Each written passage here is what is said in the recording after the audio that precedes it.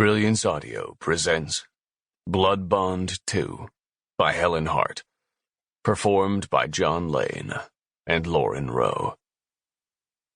She didn't respond, just stared at me, her peridot eyes wide.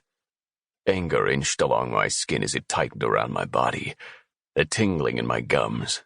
I'd already let my fangs out once without meaning to, during our first kiss.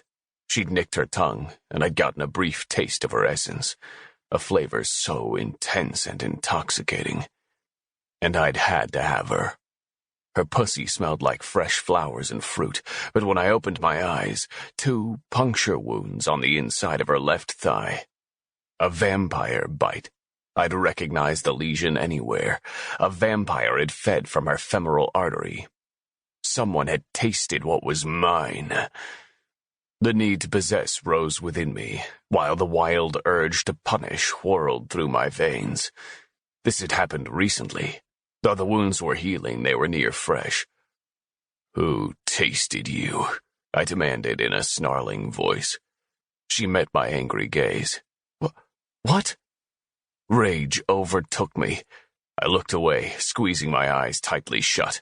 Couldn't look at her right now. If I looked, I might... Damn. I opened my eyes and turned back to her, her own eyes frightened and confused. "You let someone—" I stopped abruptly. She'd most likely been glamored, and didn't even know she'd been fed from. I closed my eyes again and drew in a deep breath. Control eluded me, but I had to find it from somewhere. I dived deep within myself, the self I'd been before I was taken. As angry as I was that someone had fed from her, this wasn't her fault. She hadn't known. But I needed to feed, needed to mark my territory. Can't do it. She doesn't know what I am. I gathered all my strength, moved away from her, and opened my eyes. My dick was still hard. I'd been running on instinct with Erin. For all intents and purposes, I was still a virgin, though not in the technical sense. Would I even know what to do with a woman? I'd known how to kiss her. I knew I wanted her mouth on my cock, wanted to taste the sweet nectar of her pussy. No instruction manual necessary, apparently. Erin. I yearned for her, needed her, wanted to drown inside her. But I couldn't. Not when someone else had fed from her. Someone had violated the woman who was mine. I suppressed the growl that rose in my throat. I'd find out who it was, and I'd make sure he never came near her again. She sat up in bed. "I don't understand. What's wrong?" I couldn't begin to explain the horrors running through my head. Yet something overpowered the horrors. Another urge. The urge to protect her. To protect what was mine. I hadn't protected her from whomever had violated her. How could I live with that? The hiss of my own blood in my veins thrummed in my ears, creating white noise. "What's wrong, Dante? Please, tell me what's wrong." Her voice was sluggish and thick, as if she were speaking through a murky cloud of fog. No, it wasn't her voice that had the problem. My hearing wasn't right somehow. I pulled her up from the bed and into my arms.